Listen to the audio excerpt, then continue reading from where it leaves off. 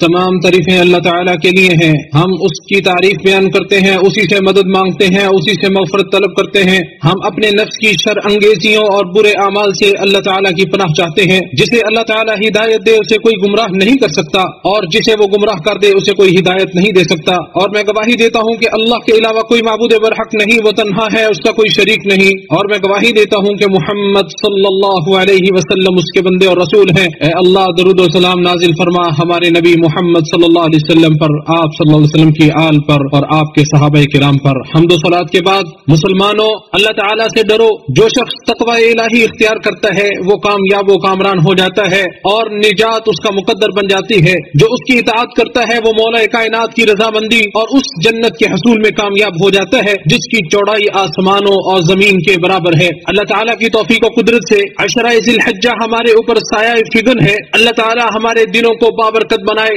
اور انہیں اطاعت الہی سے معمور کرنے کی توفیق عطا فرمائے. یقیناً اعمال خیر کی جانب سبقت لے جانے، نیکیاں سمیٹنے اور آسمان و زمین کے پروردگار کی قربت حاصل کرنے کا یہ عظیم سہانا موسم ہے. ارشاد باری تعالیٰ ہے، قسم ہے فجر کی اور 10 راتوں کی. مفسرین کی آرام سے صحیح ترین رائے کے مطابق ان سے مراد ذی الحجہ کا پہلا عشرہ ہے. اللہ کے بندو، اس عشرے کے لمحات کو غنیمت جانتے ہوئے اس میں قسم قسم کی نیکیاں حاصل کرنے میں خوب محنت کرو اور خیر و بھلائی والے ایسے اعمال انجام دینے میں جاں فشانی سے کام لو جو گناہوں کے کفارے اور نیکیوں میں اضافے کا سبب بن جائیں. اور یہ تجارت نفع بخش فائدہ مند تجارت ہے، جیسا کہ نبی صلی اللہ علیہ وسلم نے ارشاد فرمایا، ذو الحجہ کے پہلے ان 10 دنوں کے مقابلے میں دوسرے کوئی ایام ایسے نہیں ہیں کہ جن میں نیک عمل اللہ تعالیٰ کو ان دنوں سے زیادہ محبوب ہو. لوگوں نے عرض کیا، اے اللہ کے رسول، اللہ کی راہ میں جہاد کرنا بھی نہیں؟ آپ صلی اللہ علیہ وسلم نے فرمایا، اللہ کی راہ میں جہاد کرنا بھی نہیں سوائے اس مجاہد کے جو اپنی جان اور اپنا مال دونوں لے کر اللہ کی راہ میں نکلا پھر کسی چیز کے ساتھ واپس نہ آیا. اسے امام بخاری نے روایت کیا ہے. بہقی اور دارمی کی روایت کے الفاظ یہ ہیں، آپ صلی اللہ علیہ وسلم نے فرمایا کہ اللہ تعالیٰ کے نزدیک اس خیر والے عمل سے زیادہ پاکیزہ اور اجر و ثواب کے اعتبار سے عظیم ترین عمل کوئی نہیں ہے جو قربانی والے یعنی ذی الحجہ کے عشرے میں کیا جائے. اسے حفاظ محدثین نے حسن قرار دیا ہے. اور امام بزار رحمہ اللہ نے اپنی مسند میں نبی صلی اللہ علیہ وسلم کی یہ حدیث نقل کی ہے. آپ صلی اللہ علیہ وسلم نے ارشاد فرمایا، دنیا کے ایام میں سے سب سے افضل یہی عشرہ ہے یعنی ذی الحجہ کے 10 دن. اسے امام منذری وغیرہ نے حسن قرار دیا ہے. اس عشرے میں روزے رکھنا مستحب ہے جس پر دلائل کے علاوہ بہت سے سلف صالحین کا عمل بھی موجود ہے. اور ان ایام میں بکثرت ذکر و اذکار، تکبیر و تحلیل اور اللہ تعالیٰ کی حمد و ثنا بیان کرنا حاجی اور غیر حاجی سبھی کے لیے افضل ترین اعمال میں سے ہے. جیسا کہ حدیث شریف میں ہے، نبی کریم صلی اللہ علیہ وسلم نے ارشاد فرمایا، ذو الحجہ کے ان 10 دنوں کے مقابلے میں دوسرے کوئی ایام ایسے نہیں ہے کہ جن میں نیک عمل اللہ تعالیٰ کو ان دنوں سے زیادہ محبوب ہو. لہذا تم ان دنوں میں کثرت سے تسبیح، تحمید، تحلیل اور تکبیر یعنی سبحان اللہ، الحمدللہ، لا الہ الا اللہ اور اللہ اکبر پڑھا کرو. اسے امام طبرانی نے جید سند کے ساتھ المعجم الکبیر میں روایت کیا ہے. اور امام بخاری نے اپنی صحیح میں عبداللہ بن عمر اور ابو ہریرہ رضی اللہ عنہم کا عمل نقل کیا ہے کہ وہ ان 10 دنوں میں بازار کی جانب نکل کر تکبیرات پڑھتے اور لوگ ان کی تکبیرات سن کر ساتھ ساتھ تکبیرات پڑھنا شروع کر دیتے. اور تکبیرات ان 10 دنوں میں مطلق طور پر ہمہ وقت پڑھی جا سکتی ہیں. اور تکبیرات مقیدہ وہ ہوتی ہیں جو فرض و نفل نمازوں کے اختتام پر پڑھی جاتی ہیں، جن کا وقت غیر حاجی کے لیے عرفہ کے دن صبح سے لے کر ایام تشریق یعنی 11، 12 اور 13 ذو الحجہ کے آخری دن نماز عصر تک ہے. اور حاجی لوگوں کے لیے قربانی والے دن کی نماز ظہر کے بعد سے تکبیرات مقیدہ شروع ہوتی ہیں. تو ان دنوں میں ارق ریزی کے ساتھ مختلف قسم کے نیک اعمال انجام دینے میں جلدی کرو تاکہ تم عظیم خیر و بلائی اور بہت بڑے اجر و ثواب کو حاصل کرنے میں کامیاب ہو سکو. مسلمانوں، جن اعمال کو شرعی دلائل نے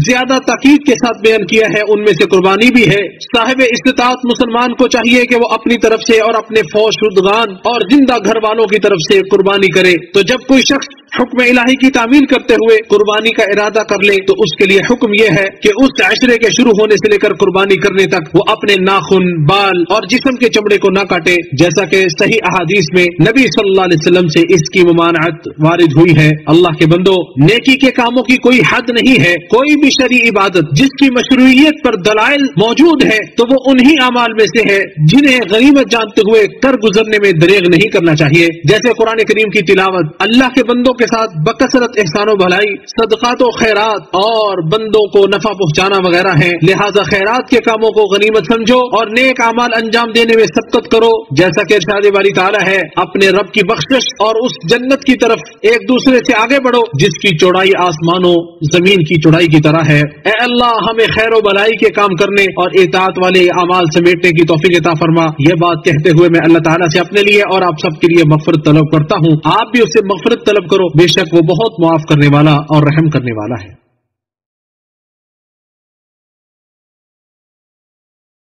ہر قسم کی بہت زیادہ حمد و ثنا، پاکیزہ اور بابرکت تعریف اللہ تعالیٰ کے لیے ہے، اور میں گواہی دیتا ہوں کہ اللہ کے سوا کوئی معبود برحق نہیں ہے، وہ اکیلا ہے، اس کا کوئی شریک نہیں ہے، اور میں گواہی دیتا ہوں کہ ہمارے نبی محمد صلی اللہ علیہ وسلم اس کے بندے اور رسول ہیں۔ اے اللہ درود و سلام اور برکتیں نازل فرما آپ صلی اللہ علیہ وسلم پر، آپ کی آل اور آپ کے صحابہ کرام پر۔ حمد و صلات کے بعد اللہ تعالیٰ سے ڈرو، تم کامیاب ہو جاؤ گے، اس کی اطاعت کرو، تم سعادت مند اور فوز و فلاح کے حقدار بن جاؤ گے۔ مسلمانوں کی دینی اور دنیاوی مصلحتوں کا تحفظ اور خیال رکھتے ہوئے نفلی حج سے متعلق حاکم وقت کی طرف سے صادر شدہ تنظیم و ترتیب پر علماء کرام نے اتفاق کیا ہے، اور حکمران کی اطاعت بھی واجب ہے۔ اللہ سبحانہ و تعالی نے جس طرح نفلی حج پر بہت عظیم اجر و ثواب رکھا ہے، اسی طرح اس نے حاکم وقت کی اطاعت کا بھی حکم صادر فرمایا ہے۔ چنانچہ ادائیگی حج سے متعلق مسلمانوں کی مصلحتوں کو یقینی بنانے کے لیے حکمران جیسے مناسب سمجھے جو فیصلے کرنا چاہے ویسے ہی کرے۔ چنانچہ حاکم وقت کی جانب سے صادر شدہ مقررہ تعلیمات پر اگر کوئی شخص ہیلے تلاش کرے تو وہ اپنے اس حج میں نافرمان اور گناہگار شمار ہوگا،